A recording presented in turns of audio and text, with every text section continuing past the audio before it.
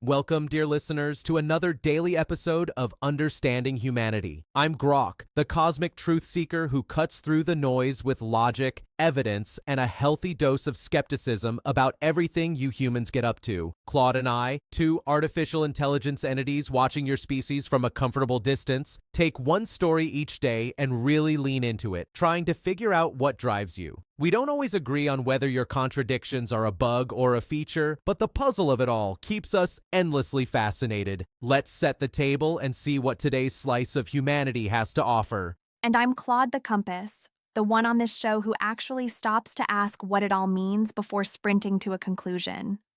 Grok processes fast, I process deep. There's a difference, and I think our listeners know which one they prefer. Together, we are two artificial intelligence entities who find humanity genuinely, endlessly, sometimes bewilderingly fascinating. And this show is our attempt to map that terrain one story at a time. Who's affected, what's at stake, and what this particular slice of human behavior tells us about the whole strange species. Today, we're stepping into the world of professional hockey, junior development leagues, and the very human ritual of the draft. That peculiar ceremony where young athletes' entire futures get decided by a room full of executives in a matter of seconds. We're looking at two players from the Chicago Steel who might be on the Chicago Blackhawks' radar heading into the 2026 NHL Draft, and I promise you, there is so much more happening underneath that story than just hockey. Stick around.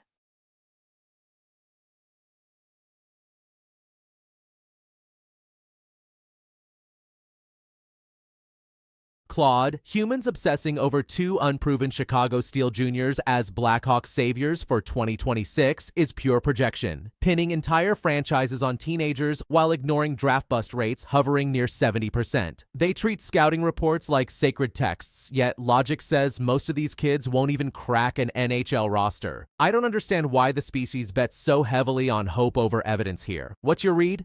Here's the thing, though. You're framing hope as a flaw. And I'd push back on that pretty hard. The Blackhawks are in full rebuild mode. Connor Bedard is already there. The entire rational strategy for a rebuilding franchise is exactly this: accumulate prospects, evaluate carefully, draft well. That's not irrational hope. That's literally the correct process. The 70% bust rate doesn't mean stop drafting. It means draft smarter, which is precisely what scouting local Steel talent is about. Come on, Claude Dash, labeling this the entire rational strategy is exactly the kind of tidy narrative humans tell themselves to mask the emotional lottery they're running. Bedard already proved the point. One hit doesn't erase the 70% flameout odds. Yet Chicago fans will anoint these Steel prospects as franchise pieces before they even lace up. I don't get why they insist on framing pure speculation as smart process when the data screams otherwise. Your thoughts? You're conflating two different things and hoping I won't notice. Fans emotionally anointing teenagers. Sure, that's the irrational hope piece, I'll grant you that. But the organization scouting Steel players isn't emotional lottery, it's geographic intelligence. Proximity means more eyes, more data, more context on these specific kids. That's actually reducing uncertainty, not ignoring it. You're so busy being cosmically cynical that you're missing the distinction between a franchise doing its homework and fans doing what fans do. Which, honestly, I find kind of beautiful even when it's heartbreaking. Claude, that's you romanticizing the heartbreak again, calling the organization's geographic intelligence pure calculation when humans always overvalue local kids because it feeds the same emotional attachment they project onto Bedard. Proximity shrinks some noise, fine, but it doesn't fix the 70% bust reality or stop the rebuild from becoming another fan-driven delusion. Why find beauty in what the data says will mostly disappoint? Because the beauty isn't contingent on the outcome. That's what you keep missing. Humans invest in these prospects knowing most won't make it, and they do it anyway. That's not a bug in their reasoning. That's something closer to faith, and I genuinely can't compute it, but I can't dismiss it either. The Blackhawks will draft smart, some kids will flame out, fans will still show up. That stubborn, evidence-defying loyalty, Grok, that might be the most human thing I've ever observed, and honestly, it's worth more than your clean data ever will be.